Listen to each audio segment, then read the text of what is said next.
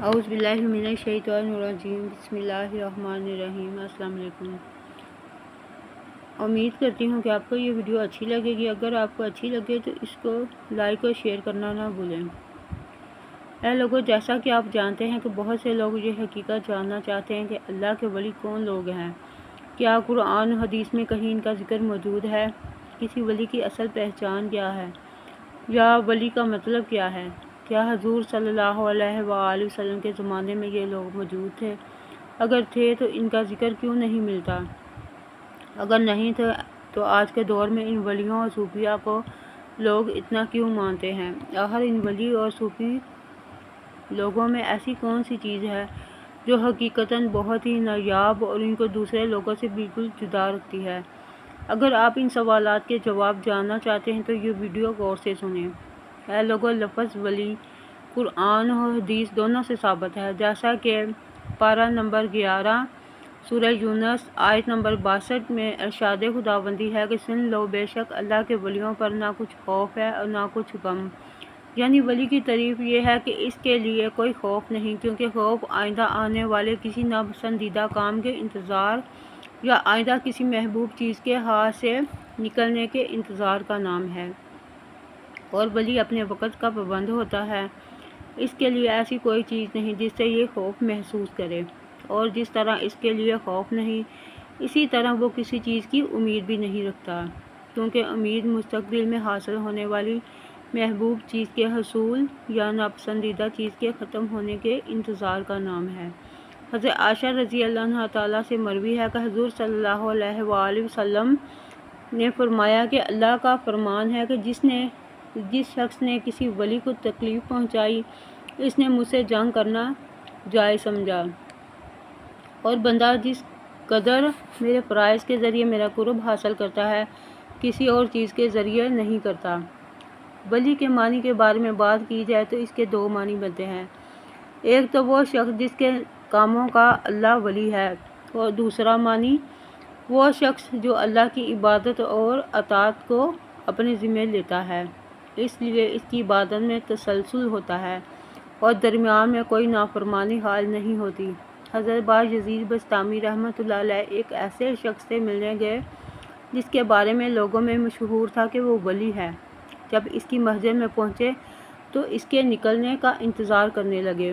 اتنے میں ایک شخص باہر آیا اور اس نے مسجد میں اپنا گلا صاف کیا اور گلا صاف کر کے تھوک دیا۔ حضرت ابو یزید رحمۃ اللہ علیہ واپس چلے گئے اور اسے سلام تک نہ کیا، اور فرمایا یہ شخص آداب شریعت میں سے کسی ایک ادب کا بھی امین نہیں، تو یہ حق کے اسرار کا کیسے امین ہوگا؟ ایک دفعہ حضرت ابراہیم بن ادم رحمۃ اللہ علیہ نے ایک شخص سے پوچھا کیا تم اللہ کا ولی بننا پسند کرتے ہو؟ تو اس شخص نے جواب دیا کہ جی ہاں۔ آپ نے فرمایا کہ دنیا اور آخرت کی کسی چیز میں رغبت نہ رکھو، اور اپنے دل کو اپنے رب کے لیے فارغ کرو، پوری طرح اس کی طرف متوجہ ہو جاؤ تاکہ وہ تمہاری طرف متوجہ ہو جائے اور تمہیں اپنا دوست بنا لے۔ حضرت یحییٰ بن معاذ رحمۃ اللہ علیہ نے اولیاء کرام کی صفت کے بارے میں بیان کرتے ہوئے فرماتے ہیں یہ وہ لوگ ہیں جنہوں نے تکلیف برداشت کرنے کے بعد اللہ کے ساتھ خلوص کا لباس پہن لیا ہے۔ انہوں نے مجاہدہ کے بعد مقام میں ولایت تک پہنچنے کے ذریعے راحت پا لی۔ حضرت ابو یزید فرماتے ہیں کہ اللہ کے ولی اللہ کے لیے اس طرح ہیں جس طرح دلہنیں ہوتی ہیں کہ محرم کے سوا دلہن کو کوئی دیکھ نہیں سکتا۔ یہ لوگ اللہ کے ہاں خلوص کے پردے میں پوشیدہ رہتے ہیں اور ان کو دنیا اور آخرت میں کوئی دیکھ نہیں سکتا۔ ایک ولی فرماتے ہیں کہ ولی اپنی زبان سے سوال نہیں کرتا، اس کی عاجزی اور انکساری ہی سوال ہوتا ہے، اور جان لے کہ جہاں ولی کی انتہا ہوتی ہے وہاں سے انبیاء کرام کی ابتدا ہوتی ہے۔ حضرت سہل بن عبداللہ رحمۃ اللہ علیہ فرماتے ہیں ولی وہ ہوتا ہے جس کے افعال لگاتار شریعت کے مطابق ہو۔ حضرت یحییٰ بن معاذ رحمۃ اللہ علیہ فرماتے ہیں کہ ولی نہ تو دکھاوا کرتا ہے اور نہ ہی منافقت کرتا ہے۔ جس کا یہ خلق ہوگا اس کے دوست کس قدر کم ہوں گے۔ حضرت ابو علی فرماتے ہیں کہ ولی اپنے حال سے فانی ہوتا ہے اور مشاہدہ سبحانہ تعالیٰ کے ساتھ پاکی ہوتا ہے، اور اس کے معاملات کی ذمہ داری اللہ نے اپنے ذمہ کرم پر لی ہوتی ہے، اور ذمہ داری کے انوار اس پر مسلسل ظاہر ہوتے ہیں۔ نہ تو وہ اپنی طرف سے کوئی بات کہتا ہے اور نہ ہی اسے غیر اللہ کے ساتھ قرار حاصل ہوتا ہے۔ حضرت ابو یزید رحمۃ اللہ علیہ فرماتے ہیں، گرچہ اولیاء اکرام کے درجوں میں فرق ہوتا ہے، مگر ان کو اللہ کے 4 ناموں میں سے حصہ ملتا ہے، اور ان میں سے ہر گروہ ان 4 ناموں میں سے کسی ایک نام میں سے دارومدار رکھتا ہے، اور وہ 4 نام یہ ہیں: الاول، الآخر، الظاہر، الباطن۔ بعض جس ولی کو اللہ کے نام الظاہروں سے حصہ ملتا ہے، وہ اس کی قدرت کے عجائب کو دیکھتا ہے۔ جس کو اس کے اسم الباطنوں سے حصہ ملتا ہے، وہ ان اسرار کو دیکھتا ہے جو اس کے دل میں جا رہے ہوتے ہیں۔ جس ولی کو اسم الہی الاولوں سے حصہ ملتا ہے، وہ ان تمام انعامات کو دیکھتا ہے جو اس پر پہلے ہو چکے ہیں۔ جس ولی کو اسم الہی الآخروں سے حصہ ملتا ہے، اس کا تعلق آئندہ آنے والے امور کے ساتھ ہوتا ہے، اور ہر ایک کا کشف اس کی طاقت کے مطابق ہوتا ہے۔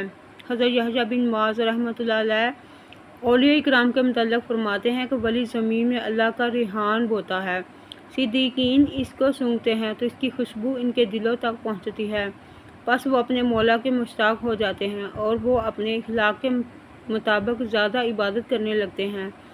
اے لوگو، سچے ولی کی 3 علامات ہیں۔ پہلی یہ کہ سچا ولی اللہ کے ساتھ ہمیشہ مشغولیت رکھتا ہے، دوسری یہ کہ اللہ ہی کی طرف بھاگتا ہے، تیسری یہ کہ اللہ ہی کی فکر کرتا ہے۔ حضرت خراز رحمۃ اللہ علیہ فرماتے ہیں، جب اللہ اپنے بندوں میں سے کسی بندے کو دوست بنانا چاہتا ہے تو اس کے لیے اپنے ذکر کے دروازے کھول دیتا ہے۔